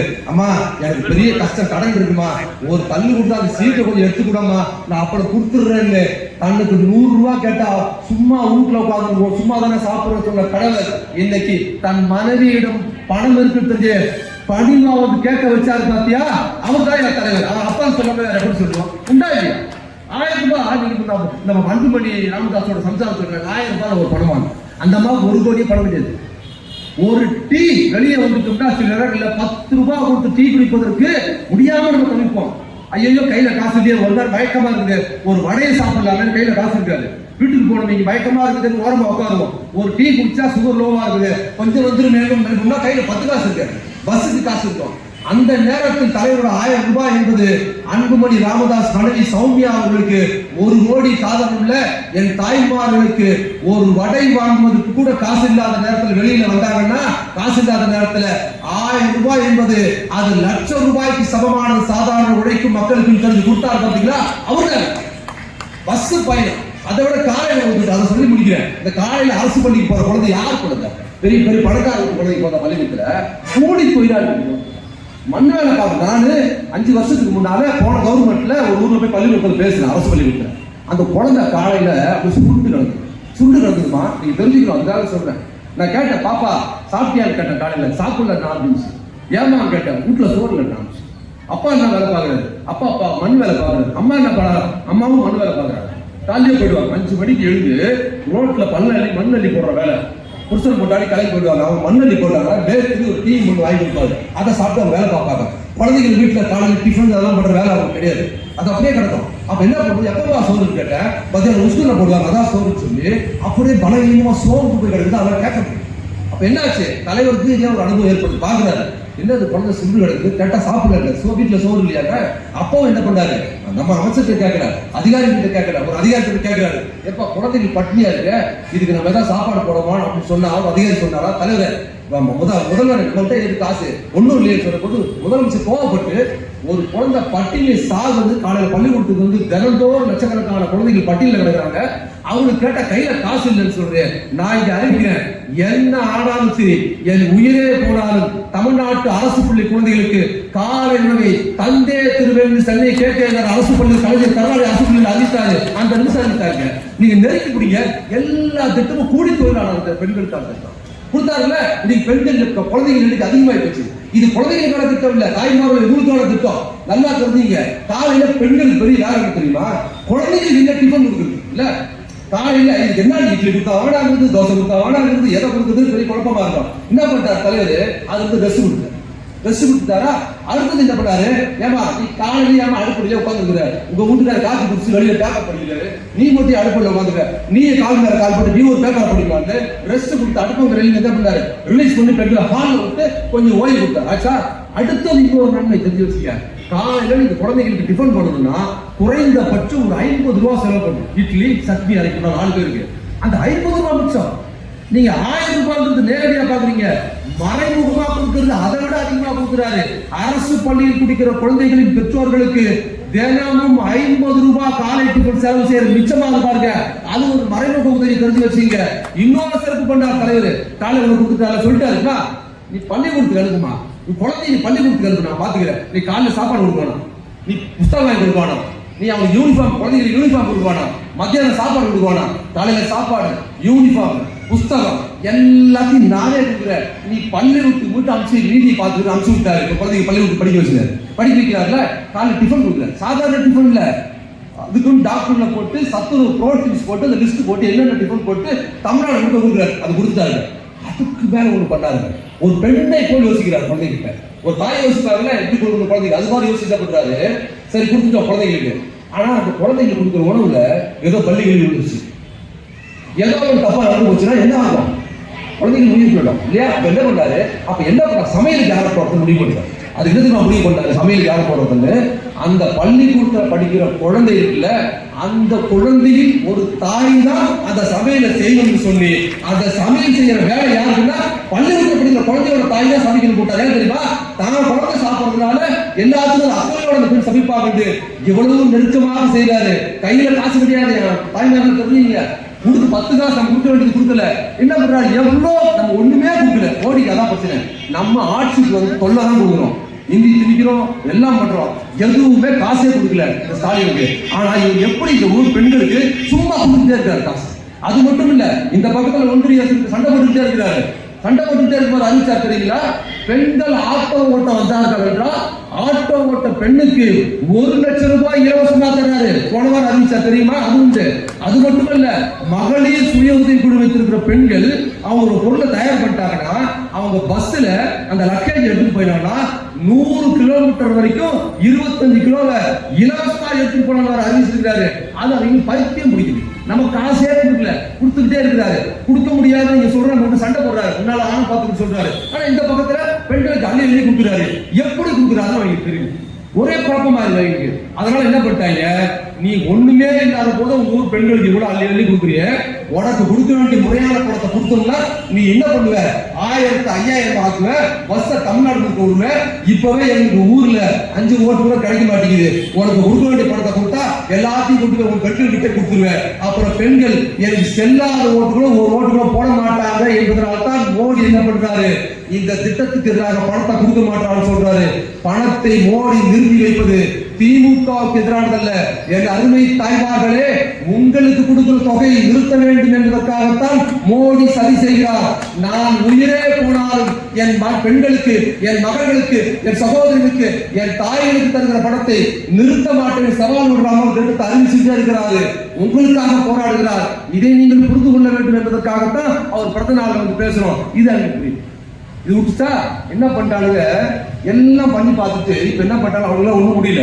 என்ன பண்ணாங்க, புதுசா ஒரு நடிகர் என்ன பண்ணிட்டாங்க, ஏற்கனவே 2018 ஆகஸ்ட், இது மட்டும் சொல்லி முடிக்கிறார். 2018 ஆகஸ்ட் மாதம் 18ஆம் தேதி திமுக தலைவர் பதவி ஏற்கிறார். ஏற்கனவே என்ன பண்ணிட்டாங்க, சூப்பர் ஸ்டார் ஸ்டாலின் பேஸ்டுங்க, அவருக்கு ஒண்ணும் தெரியாது, வெற்றிகள் நான் தான் முதலமைச்சர் ஸ்டாலின், அவருக்கு அது சூப்பர் ஸ்டார் கல்யாணம் பண்ணுற கூட்டம் போட்டு குறுக்கம் இருக்கிறார். உலக நாயக கட்சி ஆரம்பிச்சுட்டு ஸ்டாலின் ஒரு பேஸ்ட், அவருக்கு ஒண்ணுமே தெரியாது, நான் தான் அடுத்த முதலமைச்சர், அவரு ஒரு பக்கம். அப்புறம் இந்த அமமுக வராது, அவர் 20 வாட்டவங்க கொடுத்து ஆர்கே சென்னையில் ஜெயிச்சிட்டாரு. யாருமே கிடையாதுங்க, நான் தாங்க முதலமைச்சர், அவரு ஒரு பக்கம். ஸ்டாலின் பேஸ்டுங்க, ஸ்டாலின் ஒண்ணு தெரியாதுங்க அப்படின்னு அவரு ஒரு பக்கம். ஆனா அதுக்கு இன்னொருத்த வருவான்ல, அவன் பேர் என்ன இல்லங்க, இந்த பொம்பளை கையை பிடிச்சிருக்காரு. வரும் வடிவேல் படத்துல வருதுல, கேட்பாங்கல்ல ஒரு பஞ்சாயத்து, என்ன பொம்பளை கையை பிடிச்சிருப்பியா, என்ன பொம்பளை கை பிடிச்சிருப்பியா, பிரஸ்மீட் அதே மாதிரி பேச வந்தாரு. ஒருத்தர் கேட்பாங்கல்ல, என்ன பொம்பளை இப்படி கை பிடிச்சிருப்பியா, என்ன பொம்பளை கை பிடிச்சிருப்பியா. அவன் இன்னொரு பஞ்சாயத்துல வடிவேல் பண்ணுவாரு. பஞ்சாயத்துல என்ன, யோ நீ அந்த பொம்பளை அந்த பெண்ணோட எடுப்பு பிடிச்சிக்கலையான்னு கேட்பாங்க. ஆமா எடுப்பு பிடிச்சிக்கல, எல்லாரும் உங்க வீட்டு பையன் மன்னிச்சிருக்குன்னு சொன்னோன்னே குனியை வச்சு எல்லா செய்யத்தையும் செஞ்சு மொத்துவாங்க. மொத்தத்துக்கு அப்புறம் வடிவேல் கொஞ்சம் கூட என்ன பண்றாரு, கேரக்டர்ல சூடு சொன்ன இல்லாம எடுக்கிற வைட்டத்துன்னு சொல்லி இதெல்லாம் கழிச்சு போட்டு மோதறி இன்னொரு வேட்டி சட்டை போட்டுக்கிட்டு தூக்குகிறாரு போவார் பாருங்க. அதே மாதிரி ஊரே காரி கொடுத்து பெண்கள் பண்ணிட்டாரு. கொஞ்சம் கூட பக்கத்துல பிரஸ் மீட் 5 பேர் நிக்கிறா, அண்ணன் வாழ்க்கை தூக்கிட்டு போறாங்க. அவன் நான் நாட்டு முதலமைச்சர், அவருலாம் வந்து கேவலமா கொடுத்தாங்க தலைவர் ஒரு வார்த்தை பேசுறாங்க. நல்ல கவனிங்க, தன்னை திட்டி இழிவாக திட்டி பேசுகிற ஒருவரை குறித்து கூட தப்பா பேசுறதே கிடையாது. இந்த அதிமுக பேரி சொன்னது, திரைவர் பேரி சொன்னது, ரஜினிகாந்த் சொன்னது, கமலஹாசன் சொன்னது, யாரை பத்தி சொன்னது கிடையாது. அப்போ போங்கப்பா தத்தி விட்டாரு. ஒரு படத்துல செந்தில் என்ன பண்ணுவாரு, தங்களை ரத்த கட்டை ஏற்றிட்டு வந்து கவுண்ட் படி உரையோ நீ சோர்த்தீங்கல ஒரு சூடு மேல தின்னு நேரம் கை வச்சு பாரு சட்டை வைப்பாரு. இவர் பொறுத்து பார்ப்பாரு கவுண்ட் படி. ஒரு கட்டத்துக்கு மேல பொறுக்க முடியாம செந்தில துணிய வச்சு கைய மட்டைக்கு முதுகுல ஓங்கி குத்துனா உள்ள இருக்க ரத்த கட்டை செதறி ஓட்டு பாருங்களா. அது மாதிரி தலைவர் எல்லாம் ஒரு சொல்ற இல்ல, அது இல்ல, இது இல்ல, ஸ்டாலின் பேசி ஒரு வார்த்தை சொல்லல. 2019 நாடாளுமன்ற தேர்தல்ல இந்த மொத்த பையன் ஒன்னா துணி வச்சு கைய மட்டைக்கு குத்துனா பாருங்க, உள்ள இருக்க சங்கி சதுரி பூரா போயிட்டு டெபாசிட் கிடையாது. உண்டா இல்லையா, எந்த கட்சியும் கிடையாது. இப்ப சூப்பர் ஸ்டார் என்ன சொல்றாரு, ஏப்பா தமிழ்நாட்டுல ஸ்டாலின் இருக்கிற வரைக்கும் நான் அரசியல் பேச மாட்டேன், நான் கூலிப்பட்ட இமயமலையில பேசிக்கிட்டு இருக்காரு. அவர் போயிட்டாரு. இந்த உலக நாயகன் என்ன சொன்னாரு, வேஸ்ட் ஸ்டாலின்ங்கிற பேரு கெட்ட பேரு சொல்ற உலக நாயகன் என்ன சொன்னாரு, இந்தியாவிலே ஸ்டாலினை போல ஒரு முதலமைச்சரே கிடையாதுன்னு சொல்லிட்டு அவர் நம்ம பக்கம் வந்துட்டார். அதை வந்து காமெடி நடிகர் ஒரு ஆளு அந்த என்ன சொன்னாரு, ஸ்டாலினுக்கு ஜாதகத்தில் கட்டம் இல்ல, அவர் ஜென்மத்துக்கு முதலமைச்சரே ஆக முடியாதுன்னு சொன்னாரு. இன்னைக்கு அந்த காமெடி நடிகர் தலைவர் காலில் இருக்கிறாரு. அப்புறம் யாரு, இந்த ரசிகர குக்கர் அந்த பேரை கூட சொன்னது இல்ல, முதல்ல தலைவர் முடிச்சது அந்த கட்சி தான். ஒரு இன்னைக்கு அந்த கட்சியே இல்ல, சுத்தமா கட்சியே வாசம் காய்ச்சி. அந்த குக்கர் என்ன பண்ணுது, எடப்பாடி கிட்ட கேக்குது, ஏப்பா நம்ம ஒன்னா சேர்த்துக்கலாம் கூப்பிடுது. எடப்பாடி என்ன பண்றாரு, அவர் சேர்க்க மாட்டாரு. இவங்களுக்கு தெரியல தலைவர் இந்த அமமுக முடிச்ச மறுவாரம் தான் அதிமுக முடிச்சிருக்கிறாரு. சுத்தி வச்சு பார்த்தா நல்லா மிகைப்படுத்தி சொல்லல. இன்னைக்கு தலைவராக பொறுப்பேற்றதுக்கு பிற்பாடு இன்னைக்கு தமிழ்நாட்டுல திமுகவுக்கு எதிராக ஒரு கட்சி கூட சீன்ல இல்ல, ஒரு நடிகர் கூட இல்ல. உண்மையா இல்லையா? இந்த ஆத்திர தாங்க என்ன பண்ணிட்டா பாஜக நம்மளை எதிர்க்கிற மாதிரி நம்ம பேசுற ஒரு நடிகர் கேட்டுட்டான். அன்னைக்கு ஒரு நடிகர் 2 பேர் இறக்கி விட்டாங்க இல்ல, அது மாதிரி இந்த சட்டமன்ற தேர்தலுக்குள்ளார ஒரு நடிகர் இறக்கி விட்டான். அந்த நடிகர் யாரு, அவர் வசனம் பேசுவார். என்ன பேசுவார் தெரியுமா, ஒரு முறை நான் முடிவு பண்ணிட்டா என் பேச்ச நானே கேட்க மாட்டேன், உன் பேச்ச நீயே கேட்கலாம், நானே கேட்கலாம் ஜனங்க. இந்த மாதிரி கோபாடி என்ன கொண்டு இறக்கி விடுவாங்க. அவரு என்ன பேசுவார், என்ன பண்ணாரு நம்ம தலைவர், இந்தி எதிர்ப்பு தீவிரமாக சொல்ல தமிழ்நாடு இந்தியாவே 10 எதிர்ப்பு போராட்டம். இதை பார்த்த உடனே அந்த பனையூர் நடிகர் என்ன பண்ணிட்டாரு, நம்மளை பத்தி அப்படியே காப்பிடிக்கிறது, நானும் வந்து மொழி எதிர்க்கிறேன்னு சொல்லிட்டு ஒரு மீட்டிங் போட்டு என்ன பண்ணிட்டாரு, தமிழை நாங்கள் பாதுகாக்கிறோம், தமிழ் மீது ஆதிக்க மொழியை நாங்கள் எதிர்க்கிறோம். பிரஸ் மீட் கேட்டாங்க, எந்த மொழி ஆதிக்கம்? இந்திய வாயில வரல, ஒரு வாயில எந்த மொழியோ யார் எதிர்க்கிறீங்க? யாரையும் இந்தின்னு கூட சொல்ல முடியல அவரால. அவர் நமக்காக பாதுகாக்க போறாராம். அடுத்தது நம்மளால என்ன பண்ணாரு? நம்ம துணை முதலமைச்சர் இருக்காரு பார்த்தீங்களா, அவர் ஒரு காரியம் பண்ணாரு. மோடி அவர்களே, எங்களுக்கு கொடுக்க வேண்டிய எங்க தாய்மார்களுக்கு கொடுக்க வேண்டிய பணத்தை கொடுங்க. போன முறை நீங்க கொடுக்காத போது கோபேக் மோடின்னு சொன்னோம், இந்த முறை மட்டும் நீங்க பணத்தை கொடுக்கணும்னா கெட் அவுட் மோடின்னு சொன்ன உடனே சொல்லுவோம் அண்ணாமலை நாடு இல்ல மரியாதை இல்லாம பேசு. நீ தில்லை சொல்லிப்பாரு. நம்ம உதயநிதி சாரை பார்த்து உனக்கு தில்லை சொல்லிட்டு தில்லு பத்தி யாருக்கிட்ட பேசுற? இந்தியா முழுக்க அவர் சனாதனத்தை பேசிட்டாரு. இந்தியா முழுக்க அவருக்கு எதிராக ரவுண்ட் கட்டி அடிச்சாங்க. கூட இருந்த கூட்டணி கட்சிக்காரர் கூட இந்தியாவில் வரல. எல்லாரும் அவர் தனியா நின்ற போது ஒரு வார்த்தை மன்னிப்பு கேள்வி சொல்ல போது, மன்னிப்பு கேட்பதற்கு நான் சவர்காரின் பெருங்கடா பெரியாரின் பெண உன்னால ஆனந்த பார்த்துக்கிட்டா இந்தியாவே தனியா எடுத்து போகுது. அதை எதிர்த்து நின்ற பயணம் கிடையாது. நான் நேரம் பழகிருக்கிறேன், அவருக்கு பேசியிருக்கிறேன். அவர் பயணம் இவங்கெல்லாம் சொன்னாங்கல்ல, பாஜக சொன்னால ஸ்டாலின் இஸ் மோஸ்ட் டேஞ்சரஸ் தென் கருணாநிதி குறிச்சு வச்சுக்கீங்க. உதயநிதி இஸ் மோஸ்ட் டேஞ்சரஸ் தென் ஸ்டாலின் தெரிஞ்சு வச்சுக்க. அவருக்கு பயம் என்பதே கிடையாது. அவரை நீங்க உணர முடியாது. சொன்னவங்க என்ன பண்ண தெரியுமா? அவரு நீ தில்லுன்னு தான் சொல்லிப்பாரு, கெட் அவுட் போட்டு அண்ணாமலை சொன்ன உடனே அன்னைக்கு சாயந்தரமே அறிவாளத்தில் அடிச்சிட்டாங்க. அறிவாளத்தில் இளைஞரணி கூட்டம் எல்லாம் வந்த உடனே அந்த கெட் அவுட் போடி அறிவாலய அரங்கத்தில் கலைஞர்கள் நடந்து இந்தியா முழுக்க கண்டாயி உலகம் முழுக்க போய் ட்விட்டர் பேஸ்புக் கெட் அவுட் போடி நார் அடிச்சிட்டாங்க. ஒரு படத்துல வடிவேலு, டேய் என் மேல கை வச்சுங்க, என் குருநாதன் வந்திருக்கான், தில்லு நான் மேல அடிச்சு பாடுறான்னு சொல்ல போடல. அது மாதிரி அண்ணாமலை என்ன பண்ணிட்டாங்க, மோடி நான் வரண்டா, நீ தில்லு மோடியை பத்தி சொல்லி பாருங்க அப்படின்னு சொல்லி நீங்க வாங்கிச்சு உங்களை எப்படி கெட் அவுட் சொல்றாங்க கூட நிப்பாட்டின உடனே திமுக காரணம் தமிழக மக்களும் என்ன பண்ணாங்க, கெட் அவுட் மோடிக்கு சும்மா சர மாதிரியா அடி அடிச்சா இல்ல. அந்த படத்துல வடிவேல் சொல்லுவாரு, என்ன குருநாதா உங்க மேல மனுஷை கட்டி மாட்டை கடந்து அடிச்சிருக்காங்க மாதிரி திமுக காரணம் தமிழர்களும் கெட் அவுட் போய் எங்களுக்கு பணமா கொடுக்க மாட்டா மகனை இந்த வாய்க்கு சரசரன்னு அடிச்சு என்ன பண்ணாங்க, நார் அடிச்சுட்டாங்க. இதை பார்த்த உடனே நடிகர் என்ன பண்ணிட்டாரு, அப்படியே காக்கடிக்கணும், நம்மளை காக்கடிக்கணும். உலகம் போயிட்டாரு, நம்மளும் போகணும்னு சொல்லிட்டு அவர் என்ன பண்ணாரு, இந்தியிலே சொல்லல. இப்ப என்ன பண்ணாரு, கெட் அவுட் மோடியில மோடியை கட் பண்ணிட்டு வெறும் கெட் அவுட் வச்சு சொல்றாரு. கெட் அவுட் அங்க இருந்து போன் பண்ணிட்டாங்க. எங்க இருந்து? மோடி ஆபீஸ்ல இருந்து பனையூருக்கு போன் பண்ணாங்க நடிகருக்கு. சார் தம்பி ப்ரோ எங்க ப்ரோ அந்த கெட் அவுட் சொன்னீங்க, யார சொன்னீங்க? மோடி ஆபீசர் கேட்ட உடனே ஐயோ ஜி உங்களை சொல்லல ஜி குருநாதா, நாங்க உங்களை சொல்லல, கெட் அவுட் நாங்க என்னைய சொல்லிட்டோம், பி கேர்ஃபுல் என்ன சொன்ன வடிவேலு. அது மாதிரி கெட் அவுட் என்னைய சொல்லிக்கிட்டேன். நான் பனையூர் தாண்டி எங்கேயுமே வர்றதில்ல, பனையூர்லயே நான் படம் வச்சு மாலை போட்டுக்கிட்டு இருக்கிறேன். அதனால பனையூர் விட்டு கெட் அவுட் என்ன சொல்லிக்கிட்டேன் ஜி, நான் உங்களை சொல்லுவேன்.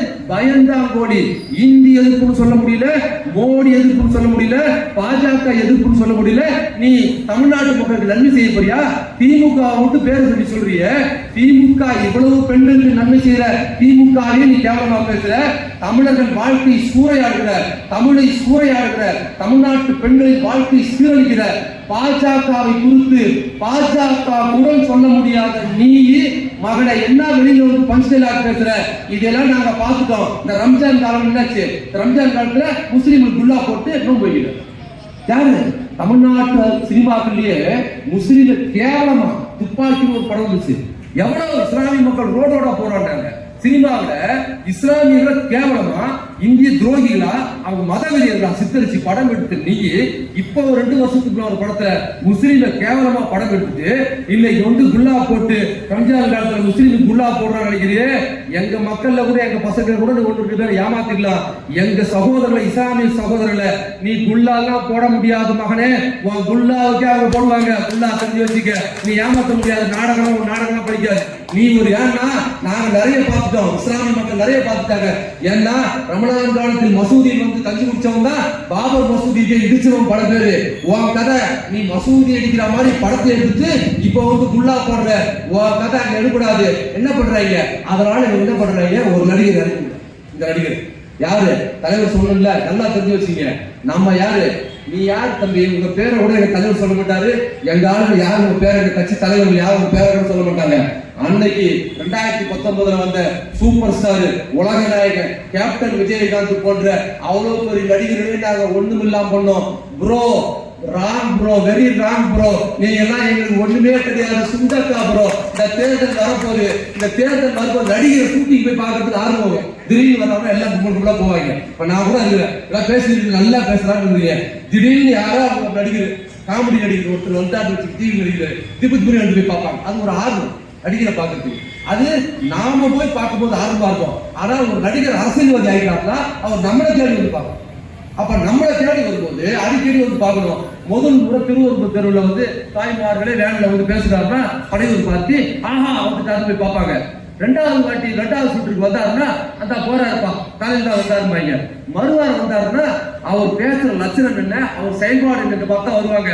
என்ன பண்ணுவாங்க, நம்ம அம்மா மீன் வாங்கிட்டு என்ன பண்ணுவோம், அந்த போராடுப்பா படையூர் பார்த்திருப்பாங்க. தெரிஞ்சு வச்சீங்க, நீ மக்கள் மத்தியில வந்து மக்கள் பிரச்சனையை நேர்மையா பேசு, நாங்க ஒண்ணும் பண்ண தேவை, எங்கள் தாய்மார்களே உங்க நாடாக தம்பளப்படுத்துவாங்க. தெரிஞ்சீங்க. இன்னொரு செய்தி சொல்லி முடிக்கிறேன். உங்க ரசிகர், அவரோட ரசிகருக்காக யாரும் ஒரு ரசிகர் கூலித்தோல் தொழிலாளி ஒரு நாளைக்கு 600 ரூபாய் 700 ரூபாய் சம்பாதிப்பதற்கு தன் ரத்தத்தை வேலையா சம்பாதிக்கலாம். வெல்டர் வேலை பார்க்கறவன், ரோட்ல வேலை பார்க்கறவன், கூலி வேலை பார்க்கறவன், வார சம்பளம் வாங்குறவன் ஒரு ரசிகர். அந்த ரசிகர் வேற நடிகர் சினிமா வந்தா கூட 100 ரூபாய் 50 ரூபாய் பணம் வந்துட்டாங்க பார்த்துக்கலாம். உன் ரசிகர் கூலி தொழிலாளி, உன் படம் ரிலீஸ் ஆச்சுன்னா என்ன பண்றான், தான் குழந்தைக்கு கூட காசு கொடுக்காம 1000 ரூபாய் அவனை வச்சு டிக்கெட் கொள்ளடிக்கல. அவன் ஒரு நாளைக்கு உன் படத்தை 3 வாட்டி 4 வாட்டி 5000 ரூபாய் செலவு பண்ணி பார்க்கறான். 10வது கொண்டாட்டி தாரி அடகு வச்சு கட்டவுட்டுக்கு அபிஷேகம் பண்றான். அவ்வளவு எழுதி நீ தெரியுமா? உன்னோட ரசிகர்கள் எவ்வளவு பொருளாதாரத்தை பின்னணி வாழ்றான்னு தெரியுமா? அவன் ஒரு 1000 ரூபாய் சம்பாதிப்பதற்கு ஒரு நாளில் அவன் படுகிற பாடை நாங்கள் பார்த்துக்கிறோம். தெரிஞ்சு வச்சுக்க. அவ்வளவு ரசிகரா இருக்கிற அவனையே நீ கொள்ளையடிக்கிறன்னா நீ தமிழ்நாட்டு மக்களுக்கு நன்மை செய்வேன்னு நம்புறதுக்கு நாங்க இழிச்ச வாயம் இல்ல ப்ரோ, வெரி ராங் ப்ரோ. நாங்க தேவையில்லை உனக்கு. உன் நடிகர்லாம் உன் ரசிகர் இருக்காங்கல்ல, உன் ரசிகர்களே நீதிக்குவாங்க, இந்த பாடத்தை புகட்டுவார்கள். கண்ணு கேட்ட தூரம் வரைக்கும் யாரும் நமக்கு இல்ல. இன்னைக்கு அதிமுக இந்த பாஜக குரூப் இங்க வந்து போய் முடிக்கிட்டு இருக்கு. இவங்க எல்லாம் தேர்தல் நேரத்தில் வந்து நம்ம கிட்ட வந்து என்னது பிரச்சாரம் கேட்டுக்கிட்டே இருப்பாங்க. நல்லா தெரிஞ்சீங்க, தலைவர் கொடுக்குற 1000 ரூபாய் பெண்களுக்கான பசு திட்டம்னா வெறும் திமுக பெண்கள் கிடையாது. ஒப்பிட்டவர்கள் பாத்தீங்கன்னா திமுக பெண்களை விடவும் அதிகமாக லாபம் அடைவது திமுக அல்லாத பெண்கள். அவர் தமிழ்நாட்டுக்கு முதலமைச்சர். அதிமுக பெண்களுக்கு, பாஜக பெண்களுக்கு, பாமக பெண்களுக்கு எல்லாம் என்ன பண்றாரு, 1000 ரூபாய் கொடுக்கிறாரு, இலவச பஸ் கொடுக்கிறாரு. ஒப்பிட்டவரில் திமுக குடும்பத்து பெண்களை விடவும் திமுக அல்லாத குடும்பத்து பெண்கள் தான் அதிகமாக பயனடைகிறாங்க. இந்த பாஜக பாமக அவங்க இவங்க எல்லாம் வந்து அதிமுக எல்லாம் வந்து ஸ்டாலின் ஓட்டு போடாது கேட்டுக்கிட்டு இருக்கலாம். தெரிஞ்சு வச்சுக்கோங்க, உங்கள் குடும்பத்தில் இருக்கிற பெண்களின் ஓட்டே தலைவர் தளபதிக்கு தான் ஓட போகுது. நீ மற்ற பெண்கள் ஓட்ட வாங்க முடியாது. தெரிஞ்சுங்க. வருகிற சட்டமன்ற தேர்தலில் நமக்கு எதிராக திமுக ஜெயிக்காம போகுங்க. திமுகவுக்கு எதிராக பேசுகிறவர்கள் அவர்கள் திமுகவுக்கு எதிராக பேசவில்லை, அவர்கள் என் பெண்களுக்கு எதிராக பேசுகிறார்கள். இவர் வந்து ஸ்டாலின் ரொம்ப சாதாரண பெண்களுக்கு அள்ளி அள்ளி கொடுத்துட்டே இருக்கிறாரு. இதை தடுக்கணும் என்பதற்காகத்தான் திமுக எதிராக பேசுறாங்க. நான் தமிழ்நாடு முழுக்க பயணம் போறேன். எந்த கட்சியோட நமக்கு கூட்டணி இருக்கோ இருக்காதோ எனக்கு தெரியாது. ஆனா தலைவர் தளபதிக்கு தமிழ்நாடு முழுக்க உங்களை போல் உழைக்கும் எளிய ஏழை பெண்களோடு அருமையான கூட்டணி, ஒரு அப்பாவும் மகளுக்கும் உள்ள கூட்டணி, ஒரு அண்ணனுக்கும் சகோதரனும் கூட்டணியா இருக்கிறாங்க. பெண்கள் எல்லோரும் அவர்கள் 6 வாரமா இருக்கிறாங்க. 2026 சட்டமன்ற தேர்தலில் நமது அமைச்சர் தொகுதியில் இந்த தொகுதி உட்பட நீங்க எத்தனை நடிகர் எல்லாம் சுத்தி வாங்க. 2019 குனியை வச்சு குத்துறா மாதிரி உங்களை 2024 தலைவரும் நமது பெண்களை முட்டி விரட்டி அடிப்பார்கள். வாய்ப்புக்கு நன்றி. தலைமையேற்று நிகழ்ச்சியை சிறப்பாக நடத்தி கொண்டிருக்கும் பொதுச்சார் தம்பி சிவகுமார் அவர்கள், நம்மெல்லாம் வழிநடத்தி செல்லும் அறிவித்துப்படை அமைச்சர் அன்பு சுயமணி அவர்களையும், நம்மளையாம் வழிநடத்த மாவச்சரா மதியானம் அவர்களையும், தலைமை செயற்குழு நம் சேர்ந்த அவர்களையும், ஒட்டச் செயலாளர்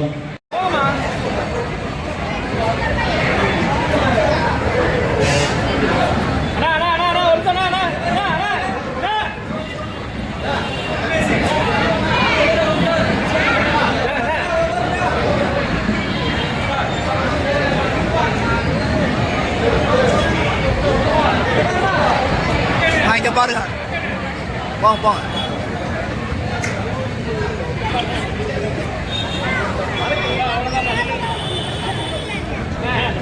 மறைக்கிறாங்க, அவ்வளோ மறைக்கிறாங்க.